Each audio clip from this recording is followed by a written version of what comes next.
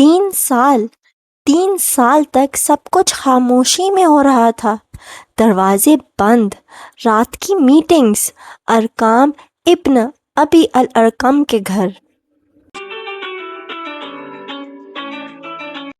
وہاں قرآن پڑھا جاتا، دل بدلتے، لیکن شہر کو پتہ نہیں تھا اسلام ابھی صرف ایک پھسپھساہٹ تھا۔ ایک دن اللہ سبحانہ تعالیٰ کا حکم آیا، اپنے قریبی رشتہ داروں کو پہلے خبر دو۔ اب چھپ کے نہیں، اب کسی سے ڈر کے نہیں، اب محفلوں میں نہیں، اب آواز باہر جائے گی۔ محمد صلی اللہ علیہ وسلم نے اپنے قریبی لوگوں کو جمع کیا۔ اب وقت تھا اس لمحے کا جب سارے شہر کو پتہ چلنا تھا۔ وہ چلے گئے سیدھا ماؤنٹ صفا کی طرف۔ انہوں نے پکارا، یا بنی فہر، یا بنی عادی، قبیلوں کے نام لیے گئے۔ لوگ رک گئے، بازار کی آواز دھیمی ہو گئی، چہرے اوپر اٹھ گئے۔ لوگوں نے پوچھا، تمہارا کیا معاملہ ہے محمد؟ رسول اللہ نے سوال پوچھا، اگر میں یہ کہوں کہ اس پہاڑ کے پیچھے ایک لشکر ہے تو کیا تم مجھے جھٹلاؤ گے؟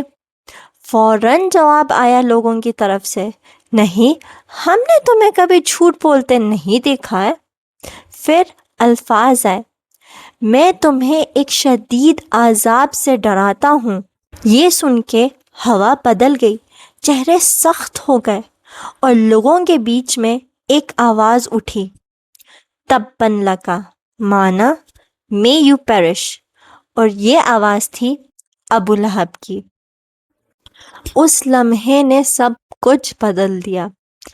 دن گزرے، ٹینشن ہوا میں تھی، لوگ باتیں کر رہے تھے تو کچھ لوگ مذاق بنا رہے تھے تو کچھ غصہ ہو رہے تھے۔ اور ایک دن آیا، دھوپ تیز تھی، لوگ جمع تھے، کعبہ کے پاس ہمیشہ کی جیسی بھیڑ موجود تھی۔ ابو بکر آگے بڑھے، انہوں نے قرآن کی آیتیں پڑھنا شروع کی۔ آواز صاف تھی، مضبوط تھی۔ کسی نے پوچھا، یہ کیا پڑھ رہا ہے؟ اگلے نے جواب دی، یہ تو محمد کی بات کر رہا ہے۔ اور پھر ہوا بدل گئی، چہرے سخت ہو گئے، آوازوں کا لہجہ بدل گیا۔ پھر کسی نے دھکا دیا، کسی نے مارا، بھیڑ ہلنے لگی۔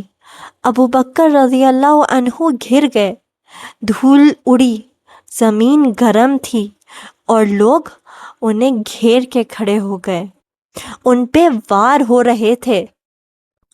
وہ بے ہوش ہو گئے، اتنا کہ لوگوں نے کہا شاید یہ زندہ نہیں بچے گا۔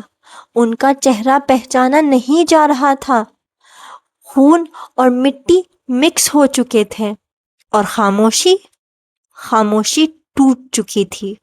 اس دن کے بعد اسلام صرف فسفساہٹ نہیں تھا، اب قریش کو پتہ چل چکا تھا، یہ لوگ رکنے نہیں والے، یہ لوگ اسلام کو چھوڑنے نہیں والے۔